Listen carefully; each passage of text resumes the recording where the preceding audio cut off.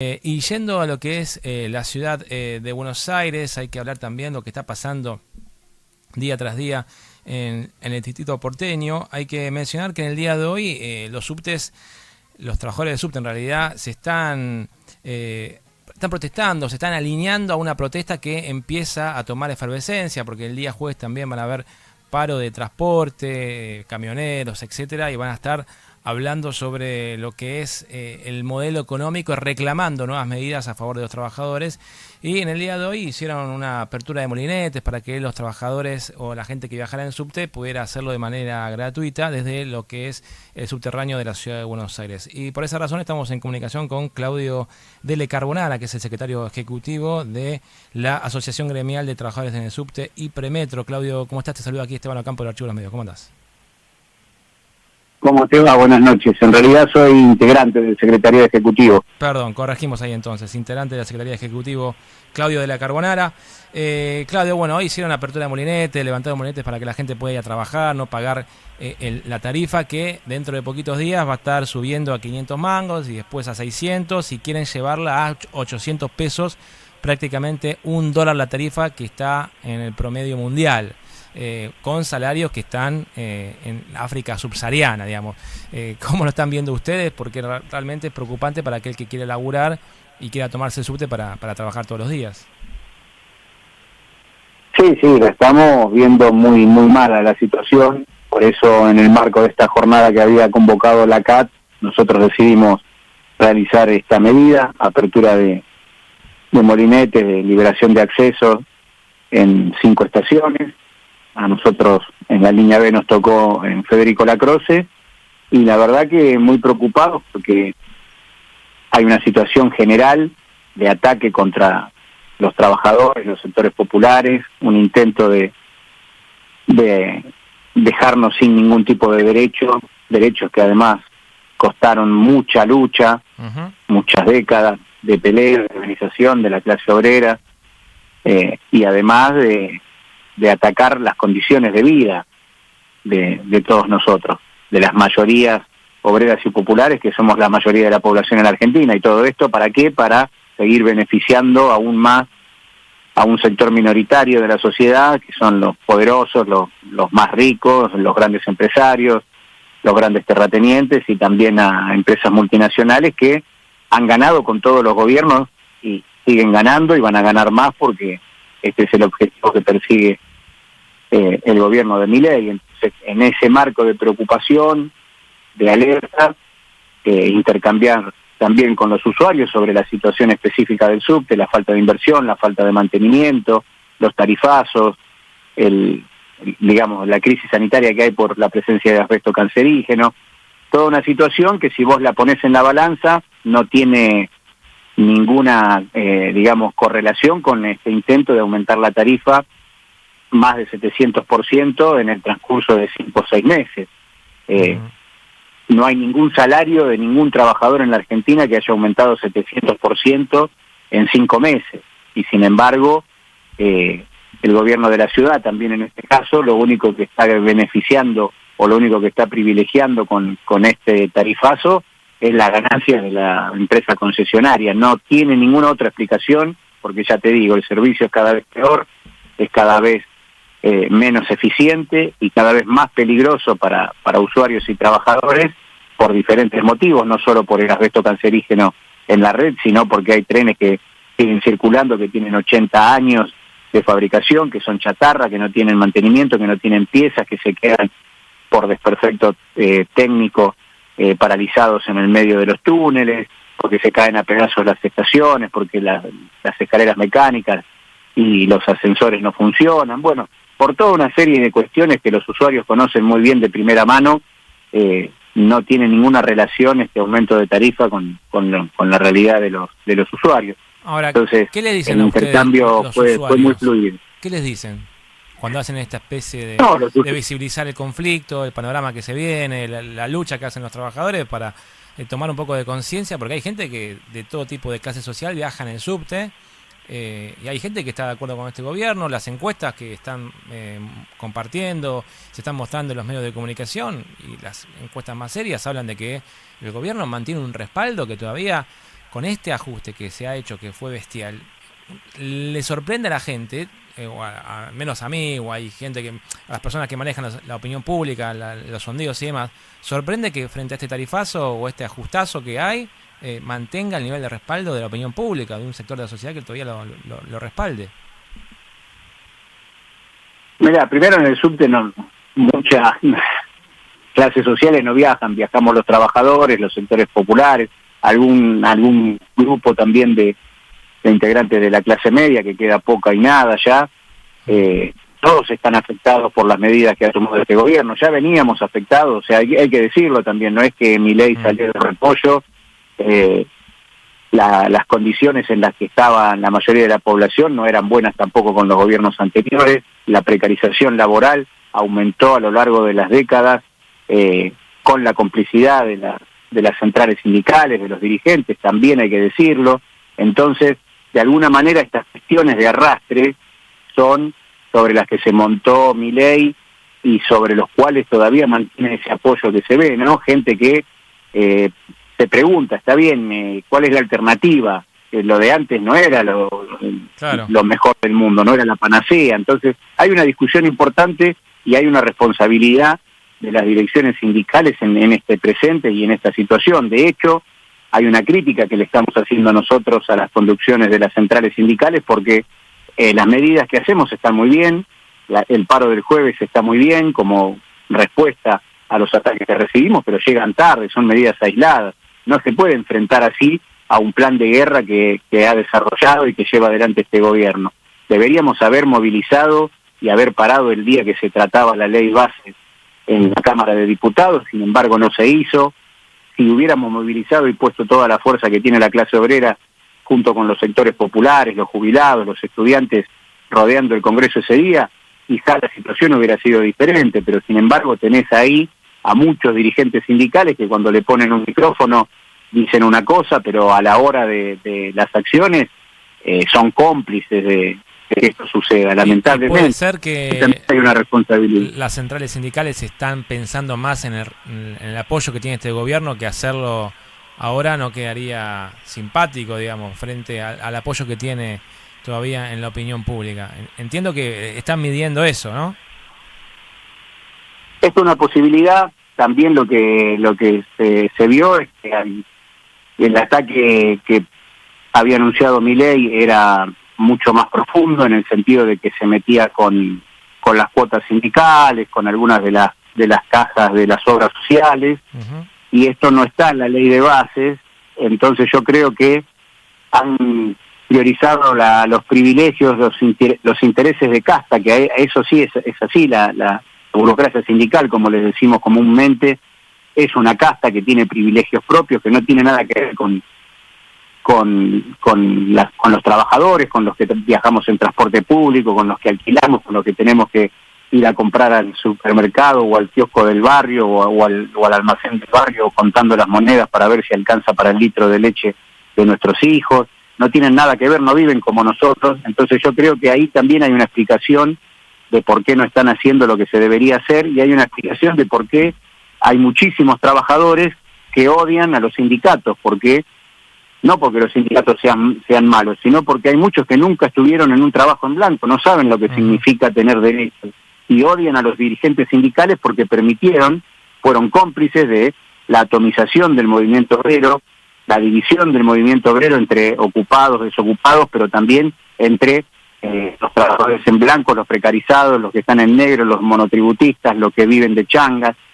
Bueno, yo creo que hay también ahí una discusión y un debate profundo para dar, empezando por poner toda la fuerza para evitar que esta ley se apruebe. Todavía veremos eso. Hay mucha gente que habla desde los sindicatos, pero lo que se debería estar ya anunciando es que el día que se trate en el Senado, paro general activo con movilización a rodear el Congreso y a tratar de hacerle ver a los senadores que no se puede aprobar una ley que es retrógrada, que quiere convertir a la Argentina en un feudo donde los trabajadores vamos a ser esclavos y donde va a haber un grupo de 2, 3, 5, 10 señores que son dueños de todo y a los que no se le puede ni siquiera hacer una protesta porque te reprimen y te matan. Bueno, yo creo que esa es la tarea que tenemos por delante, todos los que estamos de alguna manera organizando y organizados en los sindicatos, como también lo tienen que hacer los compañeros que están en los movimientos sociales, en los barrios, en los centros de estudiantes, y es que de alguna manera queremos pararle la mano a este gobierno y sobre todo a el plan de ajuste que está en marcha. Uh-huh. Estamos hablando con Claudio Dele Carbonara, que es de la Asociación Gremial de Trabajadores de Subte y Premetro.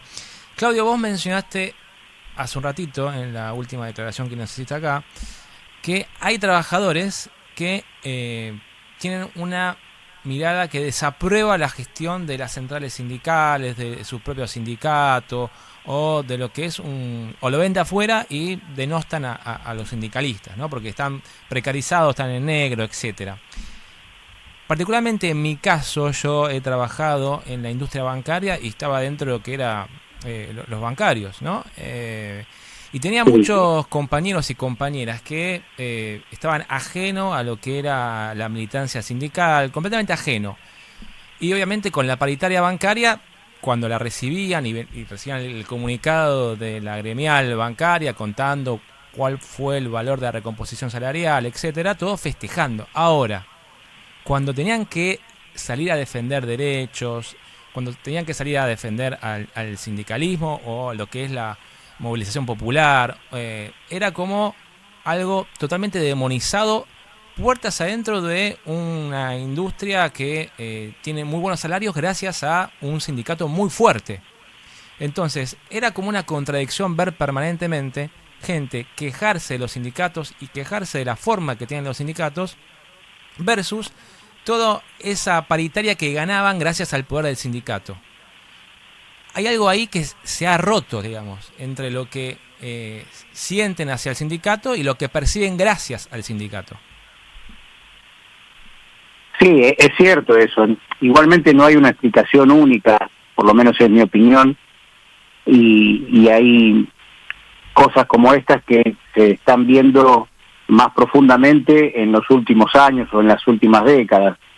El problema que tenemos las organizaciones de trabajadores, o que tienen en general los sindicatos en la Argentina, es el modelo verticalista que se impuso desde su creación, un modelo donde el que decide es el secretario general o la comisión directiva, y donde los trabajadores muy pocas veces tienen injerencia en la toma de decisiones. El Estado asambleario, la asamblea de los trabajadores para tomar una decisión es una cosa que muy raramente se da, o en pocos sindicatos se da. Entonces, desde ahí viene estas situaciones, ¿no? Porque si yo soy parte de una organización y puedo tomar decisiones y veo que mi participación tiene algún tipo de influencia en lo que hacemos, mi esfuerzo vale, es considerado, está ahí, se ve, bueno, eso me da ganas de participar y lo siento como propio y es mío y lo defiendo. El problema viene cuando el sindicato al que vos aportás, en el que vos estás, el que vos construís con tu aporte, no te da eso. Entonces te enterás de las decisiones que toma un grupo de personas cuando ya la tomó, y decisiones que tienen que ver con tus propias condiciones laborales muchas veces. No, porque el salario pasa es que, uno de los aspectos, ¿no? Incluso también pasa que si preguntás, si indagás y le decís, si la cuota sindical del aporte solidario fuese optativo, ¿aportarías para tener una paritaria como la que tenés en este momento? ¿O dependerías solamente, te ahorrás esa cuota sindical y dependés de lo que te dé el patrón de manera optativa y voluntaria? Y hay mucha gente que dice, no, la cuota sindical me la ahorro, el aporte solidario, que está en el recibo de sueldo de los bancarios, dicen, no, me la ahorro y que me pague después el patrón. Pero después todos terminan festejando la paritaria que consigue el sindicato. Entonces es una contradicción permanente. Yo no sé si tiene mala prensa, si no saben llegar a la gente, a los trabajadores. Hace falta un poco cambiar la dinámica comunicacional que tienen los sindicatos frente a los trabajadores, porque evidentemente es otro siglo, es otra generación que tiene que estar comunicándose de manera distinta frente a los trabajadores. Claro, pero yo te decía que son pocos los trabajadores y son pocos los sindicatos que pueden festejar las paritarias. Claro, ese es uno de los problemas. Eso es cierto también. Pero no ahora, hace mucho tiempo que venimos con esta problemática. Hay pocos trabajadores que estén en sindicatos y que tengan trabajo en blanco y con derechos. Entonces, ahí hay una explicación de por qué hay muchos trabajadores que odian a los otros trabajadores, porque aparte hay toda una campaña mediática desde hace mucho tiempo para tratar de enfrentar a los trabajadores contra los trabajadores. Pero yo creo que hay una responsabilidad de las conducciones sindicales innegable en lo que está sucediendo y en lo que los propios trabajadores viven.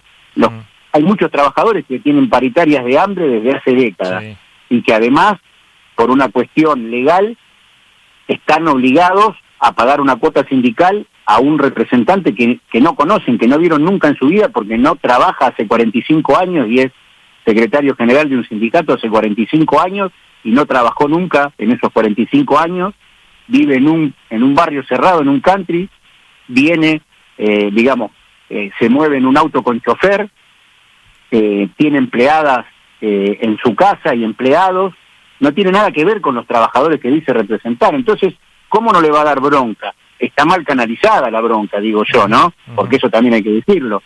No me voy a enojar y me voy a hacer de derecha reaccionario y a decir que maten a todos los trabajadores que tienen un derecho que yo no tengo. Al revés, me tendría que organizar y pelear para que los derechos que tienen algunos pocos, porque hay organizaciones que no pelean para que sean colectivas, lo sean, ¿no? Pero yo te quiero decir, elementos para entender por qué hay bronca contra los sindicatos o contra los dirigentes sindicales y entender la base por la cual Milei es presidente, o uno de los aspectos de por qué Milei es presidente, es porque en parte la responsabilidad es de los sindicatos, ni hablar de los gobiernos que planteaban que venían a dar solución a los problemas de las mayorías obreras y populares y terminaron haciendo más ricos a los ricos, beneficiando a los más poderosos y dándole migajas a los trabajadores y a los sectores populares. Bueno, hay que hacerse cargo de las cosas, ¿no?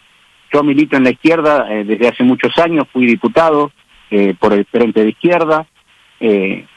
Cuando fui diputado estuve en la provincia de Buenos Aires, trabajé hasta llegar a la Cámara. Después de cumplir mi mandato volví a mi trabajo, cobré siempre como el sueldo de mi lugar de trabajo, es el compromiso de las bancas del Frente de Izquierda, y te puedo asegurar que los parlamentos son una cueva de ladrones. La mayoría de las personas, salvo honrosas excepciones que están adentro de los parlamentos, representan sus propios intereses o los intereses de alguna empresa grande, multinacional, y no los los del pueblo, que le llaman pueblo a lo que ellos dicen defender, que el pueblo, la mayoría, somos los trabajadores y los sectores populares. No defienden esos intereses. A mí me tocó ser diputado en el medio de la pandemia.